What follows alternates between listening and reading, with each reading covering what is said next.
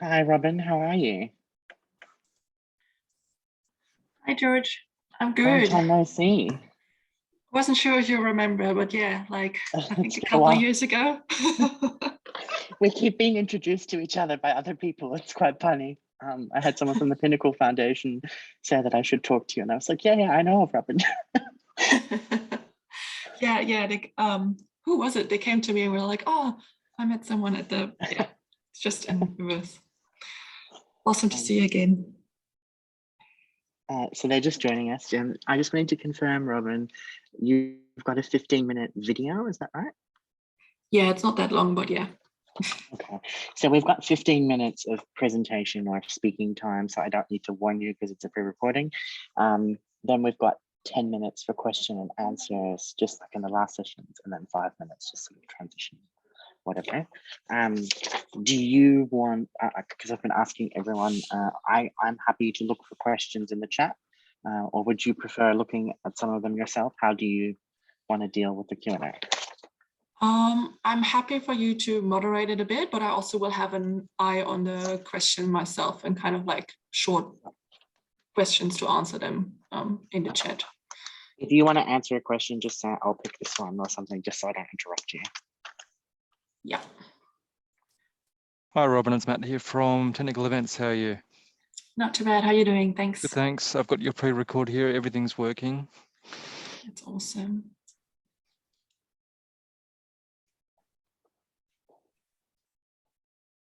We still have about 3 minutes before we start the session. Starting at 11:15 a.m. At 11:15 a.m., I'll throw to Robin's pre-record, and then following the pre-record, we'll go back into a live Q&A. Thanks, Matt. Thank you.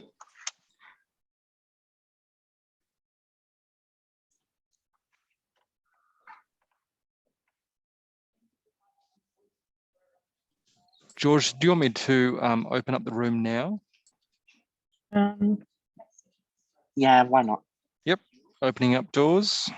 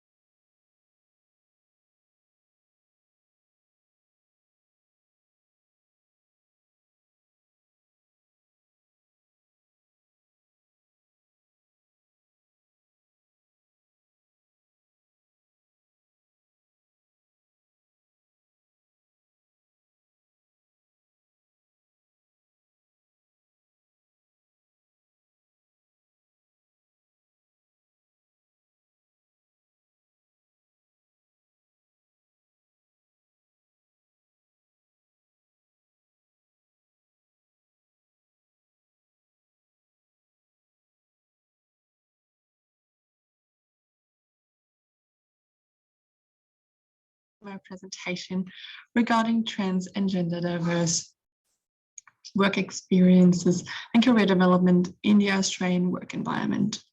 My name is Robin Ladwig. I'm a PhD candidate at the University of Canberra, and I would like, in the spirit of reconciliation, to acknowledge the traditional custodians of country throughout Australia and their connection to land, sea, and community. I pay my respect to the elders, past and present, and extend that respect to all Aboriginal and Torres Strait Islander peoples today while joining you from the beautiful land of the Ngunnawal people.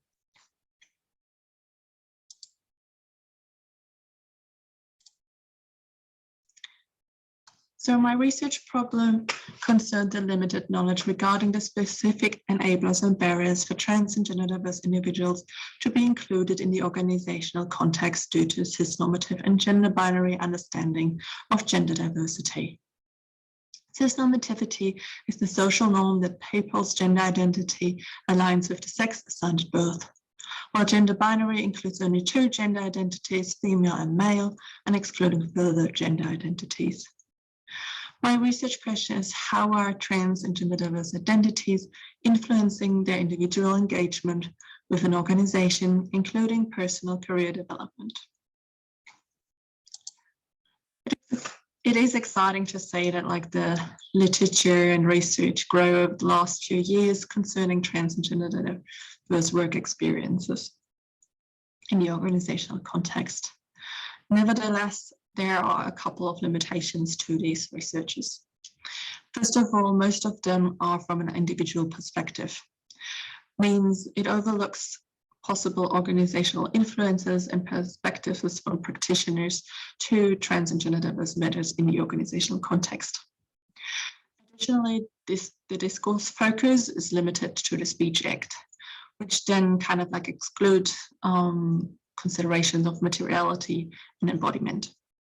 And lastly, most of the literature is unfortunately quite deficit orientated. So of the trans and gender diverse experiences with discrimination, harassment, and stigmatization. And while this is unfortunately the lived reality, it overlooks possibilities of empowering aspects within the workplace or like enablers to engage in the workplace for trans and gender diverse people.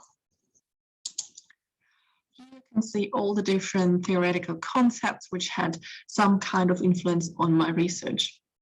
Overall, my research is inspired by the critical theory, which is also reflected in the critical management studies, including critical performativity. Critical performativity is defined as the reflexivity on normative knowledge and power structures within the organizational context, which in the case of my research is cisnormative gender binarism. All these different theoretical concepts helped later to inform the theorization of my research findings. My methodology consists out of a qualitative multi-method approach, which included 2 studies. Firstly, a semi-structured interview with 22 trans and gender diverse individuals from diverse backgrounds to explore work experience and career development. The transcripts and further development of the main 6 enablers and barriers have then been member checked by trans and gender diverse individuals. And these photos were included in the 2nd study, which is a photo-elicit open-ended questionnaire for managers and leadership personnel to evaluate the awareness of gender diversity and trans and gender diverse matters, where 42 participants responded to that questionnaire. Both studies have been analysed with the critical candidate theory approach.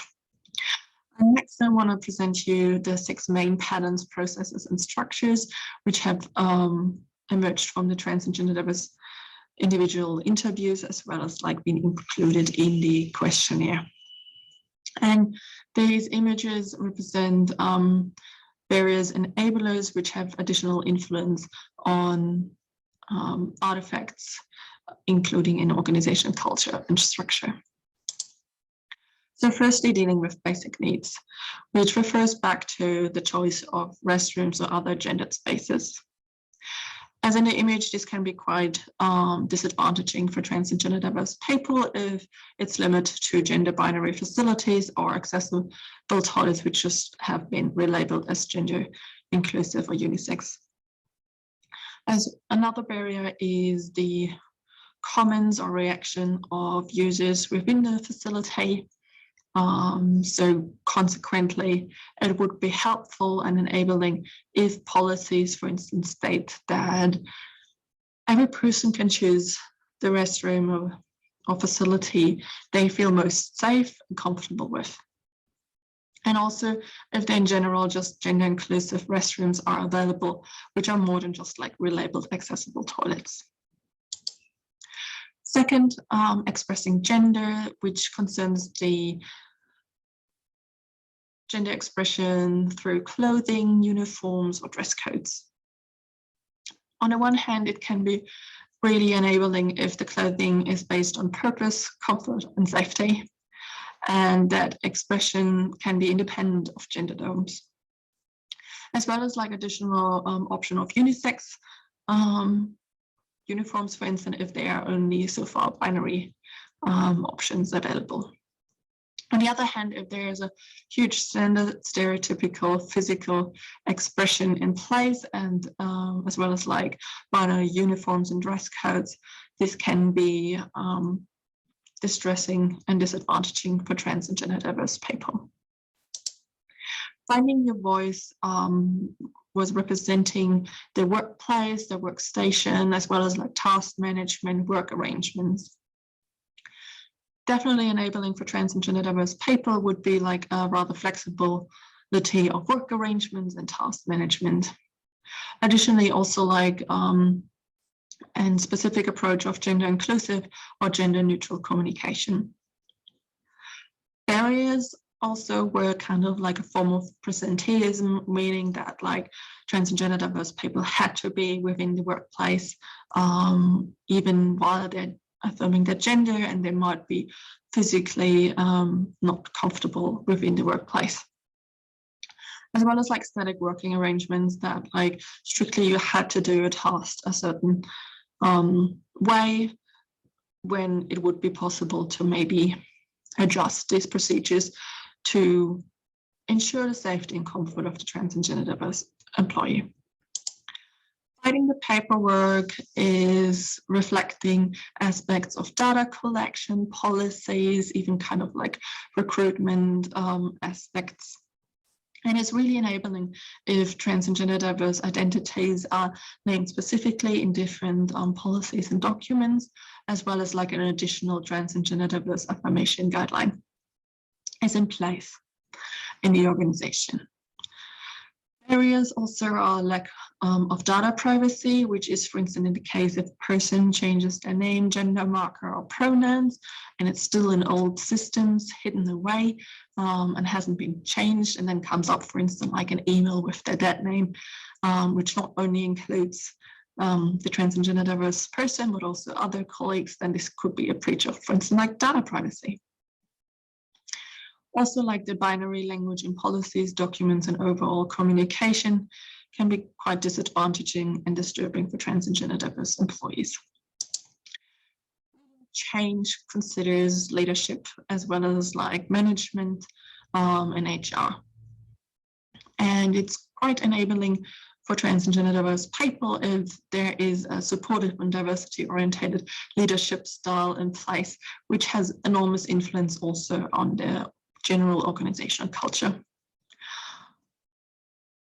Opposite of that is like a lack of inclusive initiatives or even HR procedures in cases of gender affirmation, and micromanagement, which means that trans and gender diverse employees, as well as like other employers, get not much of autonomy to do their tasks or work in their own speed, pace, or structure, which also refers back to the previously discussed work arrangements and task flexibility.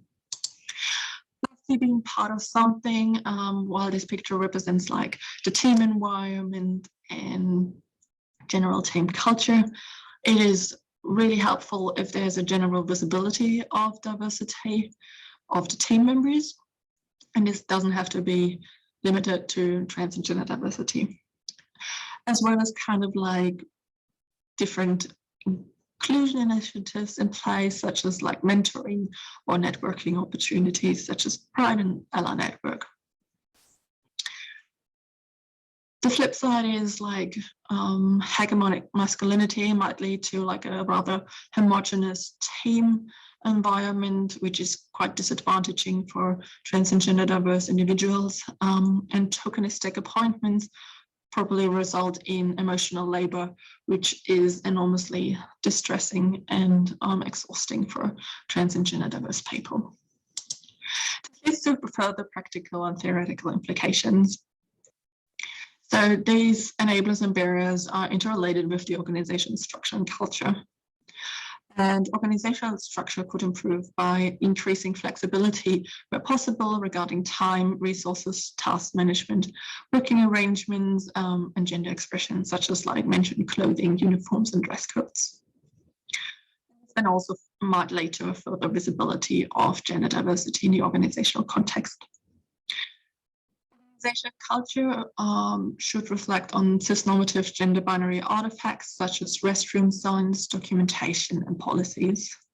It furthermore should be strengthen diversity-orientated leadership styles. As mentioned, they have significant impact on the culture in general. And homogeneous teams that lead to tokenism, stigmatization, or exclusion of diversity should be questioned. So the recommendation for the practice could be like reviewing of policies and data collection, contextual application of gender neutral and gender inclusive approach, as well as like increasing visibility of diversity through mentoring programs or celebration of data significance. Additionally, also like the knowledge should be increased due to collaboration with trans and gender diverse association, such as Trans Hub by ACON or Pride and Diversity, or may be local associations such as like Agenda here in ACT. Additionally, there are implications for theory that has been also like shown through the literature review. One is that there should be a much stronger reflection on the terminology of gender equity and gender diversity, as well as like the influence of cis-normative gender binarism that has it on these two terminologies, because it's pretty much excluding trans and gender diverse experience and perspectives from the research so far. Additionally, there should be a distinctive research of sex assigned at birth, gender identity expression, as well as sexual orientation. Not everything should be kind of like done under the umbrella term of LGBTIQA+. I would like to conclude with one of the statements of my trans and gender diverse interview participants, Sam, who said the ability for you to do what you want without having to worry about how you're going to put food on the table. And then you can do the thing you want, having the ability that people respect you without having to justify your experience. So this pretty much is the bottom line of the interviews. Trans and gender diverse people are eager to work in the field that they are passionate about and in a workplace that's inclusive. But most of the time, it's like the organizational structure and culture that hinders them. And I hope I gave some ideas on how to address these things. These are some of the references that I have used for this presentation. And please reach out to me, continue the discussion, connect with me on LinkedIn, and I'm looking forward to a fruitful conversation after the presentation. Thank you for your attendance.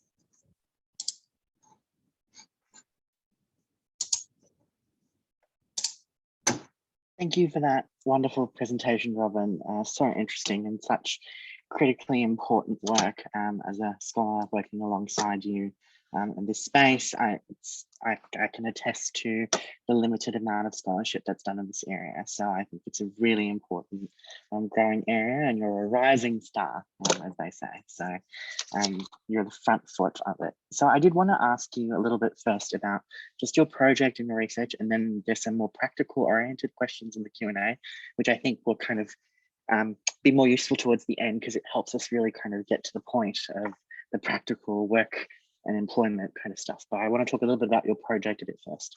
And in particular, some of your findings when you're talking about, barriers versus, enablers. And, so this is good, diversity and inclusion networks are a good thing, but not a good thing when they become tokenistic and create additional workload, right? So kind of like the two sides of the same coin. But one of the things that you were talking about, and I think in line with the theme of I'm doing binaries that this stream is in, one of what I found interesting was you were talking about barriers, finding voice, flexible work.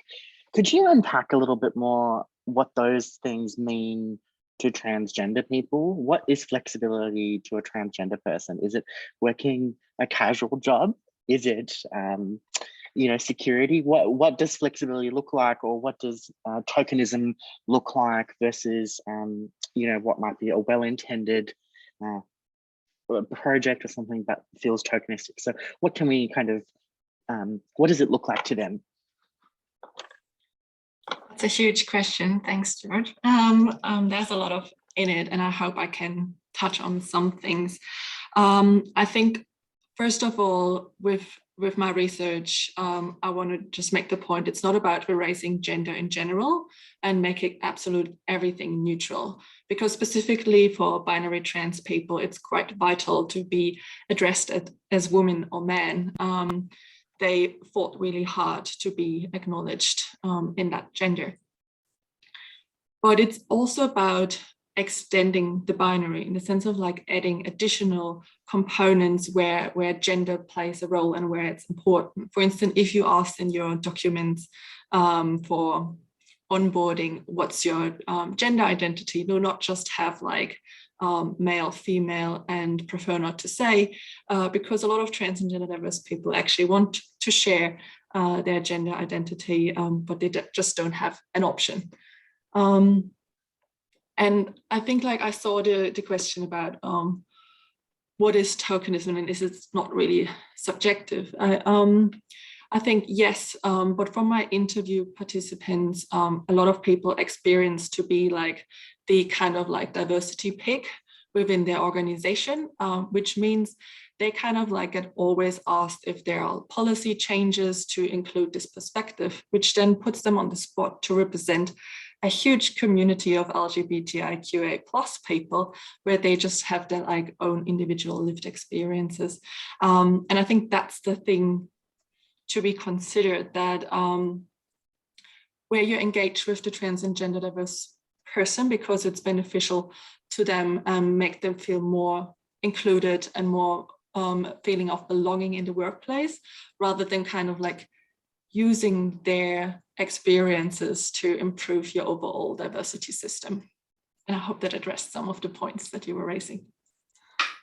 Could you maybe touch on what some of the most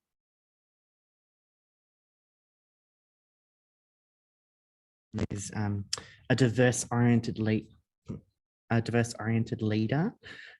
What is it that transgender people look for in a leader that might be going awry in what they're seeing with their current leaders? I think there are also some really good leaders out there. What my research found, as well as like the literature proposed, is diversity orientated leadership, which means like they are open for different opinions and voices to be considered, to then have a more creative problem solving than just kind of like hearing the same voices over and over again. So they're also like open for like innovative ideas, maybe positive critique, which helps the development of the organization. So that would be the ideal leader who is open-minded and not, shares the whole, contains the whole power. Thank you. Let's go over to the, I have one more question about your project actually, and then I'll move to the others. What kind of, in terms of the experiences that you were looking at, was there still any really kind of salient issues that you think organizations should be aware of are still critical kind of problems. So I know that bathrooms have been kind of a contentious issue for a long time, but is there other sort of things that go beyond bathrooms that you think are not getting the same kind of attention that people in the audience should be aware of in terms of things that they might need to look at within their own organizations? Yeah, thank you. I think I also will catch on another question that was in the chat about flexibility, because that's one of the things. The most stunning finding of my research was actually about voices of trans and gender diverse people, and I mean the actual voice. So just think of the situation when you pick up the phone calling someone. You might not introduce yourself with your name, but most of the time people will assign a gender based on like how your voice sounds, and that can lead to misgendering. So one flexibility would be, for instance, instead of forcing people to always do a call first, that they get the option to maybe send an email where they have their pronouns in their signature block, so they can approach the task to kind of like feel mostly safe and comfortable, and maybe avoiding situation of misgendering. So that would be like a flexibility within task management, which doesn't mean like if you have to do a surgery, then I'm aware you can't change the procedure in there, but like things that not really necessarily need step-by-step guide, they should be opened up. Okay, thank you for that. Why don't we, I think we've got a practical question about how our inclusively, how can inclusive organizations make accommodations and that consider gender diverse identities accompanying potential mental health challenges displayed at work? So I want to give the example of like gender affirmation, or maybe some people know it under transitioning in the workplace. So accommodating trans and gender diverse people to affirm their gender in the workplace could be, for instance, that from an organizational perspective, you do your bit in the sense of you're educating yourself about general trans and gender diverse matters. You can engage with a lot of association. I think Pride and Diversity is a big one, who is also like a speaker here at the conference. And also putting certain standards in place, such as like a trans and gender diverse affirmation guideline. But on the other hand, you also engage with the individual who is affirming their gender in the workplace, what they want, how much do they actually want to be engaged. So also protecting them from having the whole responsibility on them by, for instance, saying all the questions should be going to the manager, not to the person who affirms their gender in the workplace. And this has massive impacts on the well-being of the trans and gender diverse person, because like they feel seen, they feel heard, they feel included in the process, but at the same time, they don't feel responsible for educating everybody in the workplace. Yeah, I think that's a really powerful point. We have a few more other questions that I might throw rapid fire at you, because we've got maybe 35 seconds. I'm an LGBT employment consultant and identify as cis queer, but my job is to assist queer LGBTQIA+ people in finding work and staying in work. Can I ask of any advice that you may have to support people in their journey?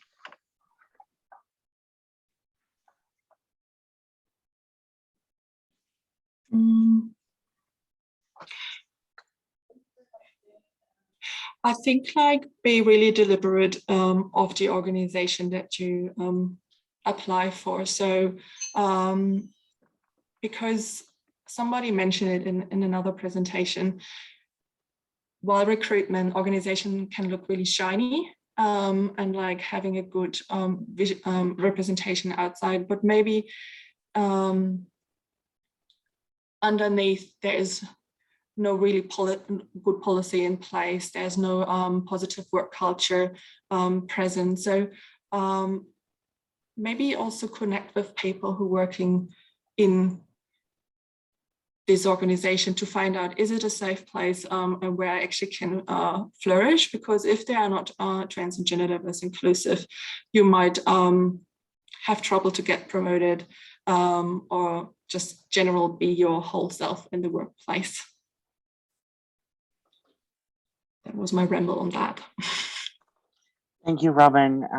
Again, as usual, very insightful and important work that you're doing. And thank you for your willingness to share them again in another online event. It's been an absolute pleasure getting to moderate and listen to your work. And I wish you the best of luck with moving the work forward into publication. So take care. Thank you. Thanks, everyone.